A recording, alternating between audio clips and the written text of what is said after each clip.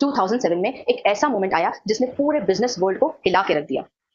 Steve Jobs ने publicly stage पर खुद अपने आईफोन के ब्लूप्रिंट्स लोगों को दिखाए, ये कहकर कि we are new to phone industry.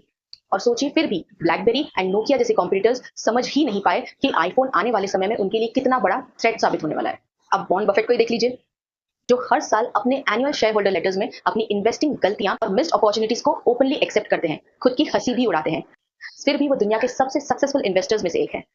तो दोस्तों, अब सवाल ये उठता है कि जब दुनिया ऑनेस्टी और वल्नरेबिलिटी को वीकनेस समझती है, तो इन दोनों महान हस्तियों ने इसे अपनी सबसे बड़ी पावर कैसे बना दिया।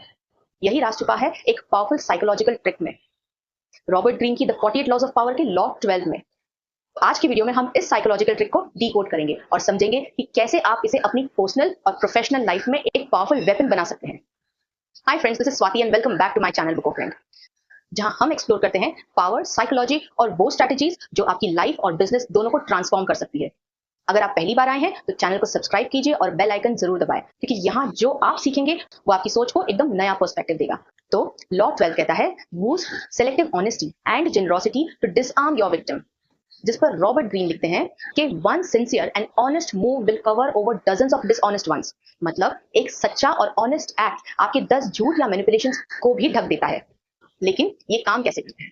सिंपल है। ह्यूमन साइकोलॉजी के अकॉर्डिंग हमारा ब्रेन हर वक्त थ्रेट एसेस करता रहता है, लेकिन जैसे ही कोई इंसान थोड़ा वल्नरेबल दिखता है या कोई अनएक्सपेक्टेड जेनरोसिटी दिखाता है, कोई अच्छा काम करता है, तो क्रिएट होता है एक हैलो इफेक्ट। मतलब एक पॉजिटिव ट्रेड देखकर हम ये अज्यूम कर लेते हैं कि इस इंसान के बाकी के ट्रेड भी पॉजिटिव होंगे, जिससे हम अपना गार्ड नीचे कर देते हैं और उस पर ट्रस्ट करने लगते हैं। और इसी से बनता है पावर का पावरफुल कॉम्बिनेशन, जिसमें पहला है selective honesty.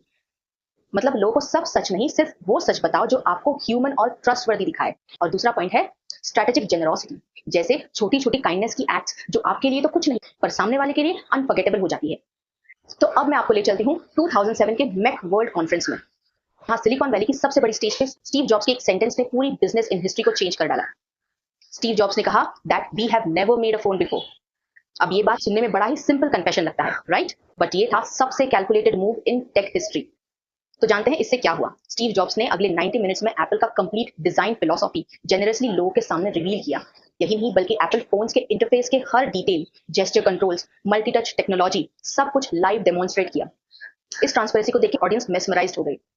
But behind the scene reality ये थी कि एप्पल पिछले 30 से भी ज्यादा महीनों से सीक्रेटली आईफोन डेवलप कर रहा था। Hundreds of patents already file कर चुका था। इनफैक्ट उसके एक्सक्लूसिव AT&T डील लॉक्ड थे और सप्लाई चेन पार्टनरशिप्स भी रेडी थे। मतलब जब जॉब्स कह रहे थे कि we are new to phones, तब तक वो अपने कॉम्पिटिटर्स से ऑलरेडी 3 साल आगे निकल चुके थे। अब इसका साइकोलॉजिकल इंपैक्ट ये हुआ कि नोकिया और ब्लैकबेरी जैसे कॉम्पिटिटर्स को ये लगा कि एप्पल अभी टेलीकॉम इंडस्ट्री में अमेच्योर है and they didn't see Apple as a threat. और रिजल्ट 5 इयर्स में आईफोन ने ब्लैकबेरी को मार्केट से कंप्लीटली वाइप आउट कर दिया और नोकिया बैंकरप्ट हो गई। तो जॉब्स का वो इनोसेंट सा confession that we are phone beginners competitors को ओवर कॉन्फिडेंट बना गया और एप्पल को एक परफेक्ट कैमोफ्लेज मिल गया। तो यही है लॉ 12 का मैजिक, सेलेक्टिव ऑनेस्टी और जेनरोसिटी से ओपोनेंट के डाउट्स को मिटा देना। चलिए अब बात करते हैं वॉरेन बफेट की, जो कि दुनिया के सबसे रिस्पेक्टेड इन्वेस्टर और बिजनेस लीडर है। उनकी एक फैसिनेटिंग क्वालिटी है, हर साल अपने शेयर होल्डर लेटर्स में वो बड़े ओपनली अपनी मिस्टेक्स डिस्कस करते हैं, जैसे जैसे wrong investment calls, missed opportunities, timing errors, सब कुछ, जो उनकी बहुत ही ग्राउंडेड और ऑथेंटिक इमेज को दर्शाता है। और उनकी लाइफस्टाइल भी काफी रिलेटेबल लगती है। 1858 से वही पुराना घर, सिंपल लिविंग और 99% वेल्थ डोनेट करने का प्रॉमिस। सच में इंस्पायरिंग है, राइट?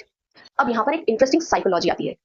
देखो, बफेट की main company Berkshire Hathaway insurance business करती है, और इंश्योरेंस का एक यूनिक फायदा होता है जिसे इकोनॉमिस्ट फ्लोट कहते हैं, जिसके साथ उनका डिकेड्स का मार्केट का एक्सपीरियंस, टॉप इंडस्ट्री कनेक्शंस और स्मार्ट टैक्स प्लानिंग, ये सब मिलके उन्हें एक्स्ट्राऑर्डिनरी एडवांटेजेस देते हैं। अब इंटरेस्टिंग बात ये है कि जब कोई इतने पावरफुल टूल्स के साथ काम कर रहा हो और कभी कभी छोटी मोटी टैक्टिकल एरर्स एडमिट कर दे, तो पब्लिक में क्या परसेप्शन बनता है एक ऑनेस्ट, हम्बल और डाउन टू अर्थ लीडर का। ये स्मॉल एडमिशंस एक्चुअली उनके लिए एक ब्रिलियंट प्रोटेक्टिव शील्ड का काम करती है। मीडिया और पब्लिक का ध्यान इन छोटी गलतियों पर रहता है, जबकि उनके मेजर स्ट्रैटेजिक एडवांटेजेस कम डिस्कस होते हैं। रिजल्ट क्या है? कंसिस्टेंटली पब्लिक की गुडविल मिलती है, जो लॉन्ग टर्म बिजनेस रिलेशनशिप्स और मार्केट पोजीशनिंग के लिए बहुत वैल्यूएबल है। तो यही है स्ट्रैटेजिक ऑथेंटिसिटी का कमाल, जेन्युइन ट्रांसपेरेंसी को बिजनेस एडवांटेज में कन्वर्ट कर देना। तो अब मैं बताती हूँ कि ये लॉ इतना डेविस्टेटिंगली पावरफुल क्यों है। इसके पीछे 3 मेजर साइकोलॉजिकल रीजंस है। पहला रीजन है कॉग्निटिव बायस एक्सप्लॉइटेशन। देखो, हमारा दिमाग लेजी है, जिसे कॉम्प्लेक्स इंफॉर्मेशन प्रोसेस करना मुश्किल लगता है। सो हमारा ब्रेन शॉर्टकट लेता है और सिंपल स्टोरीज बनाता है। और जैसे अगर मैं कहूँ बफेट ऑनेस्ट है तो बस स्टोरी कंप्लीट। अब चाहे वो कितनी भी कॉम्प्लेक्स स्ट्रेटजीज यूज करे, हमारा माइंड उसे ऑनेस्ट बिलियनर की कैटेगरी में ही रखेगा, क्योंकि कॉन्ट्राडिक्टरी इन्फॉर्मेशन को प्रोसेस करना मेहनत का काम है जो ब्रेन अवॉइड करता है। दूसरा रीजन है ऑथेंटिसिटी पैराडॉक्स।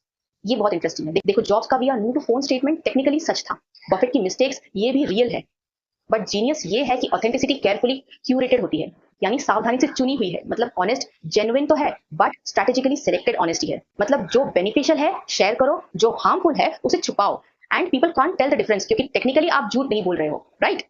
और तीसरा रीजन है कॉम्पिटिटिव मिस डायरेक्शन। ये सबसे डेडली वेपन है। जब आप हम्बल या जेनरस दिखते हो तो कॉम्पिटिटर्स और रेगुलेटर्स अपना गार्ड डाउन कर देते हैं, आप पे डाउट नहीं करते। जैसे कि जॉब्स की ह्यूमिलिटी ने एप्पल को एक हार्मलेस स्टार्टअप दिया, बफेट की फॉक्सी इमेज ने उन्हें क्यूट ओल्ड मैन बना दिया instead of ruthless businessman. Result, real strategies पे कोई फोकस नहीं करता, सबका अटेंशन उनके पर्सनालिटी पे चला जाता है। और इसी वजह से दोनों ने अपने रिस्पेक्टिव इंडस्ट्री में डोमिनेशन अचीव किया, वो भी बिना मेजर रेजिस्टेंस के। तो लॉ 12 हमें एक अनकंफर्टेबल ट्रुथ दिखाता है कि दुनिया आपके सीक्रेट से नहीं, आपके केयरफुली चूजन ट्रुथ्स और जेनरोसिटी से फूल्ड होती है। एक छोटी सी ऑनेस्टी, एक अनएक्सपेक्टेड जेनरोसिटी, और सामने वाला आप पे विश्वास करने लगता है। क्योंकि पावर सिर्फ छुपाने में नहीं बल्कि दिखाने में भी है। बस सवाल ये है कि दिखाने के लिए आप क्या चूज करते हैं। तो नॉलेज इज पावर, पर selectively applied knowledge is super power. So use it wisely and use it ethically. तो अगर आपको ये वीडियो पसंद आई हो तो वीडियो को लाइक कीजिए और चैनल को सब्सक्राइब करना ना भूलिए। और अगली वीडियो में हम एक्सप्लोर करेंगे next fascinating law from this book. Bell icon दबा लेना ताकि आप मिस ना करें। तब तक स्टे पावरफुल, स्टे एथिकल और हमेशा सीखते रहिए। Bye bye.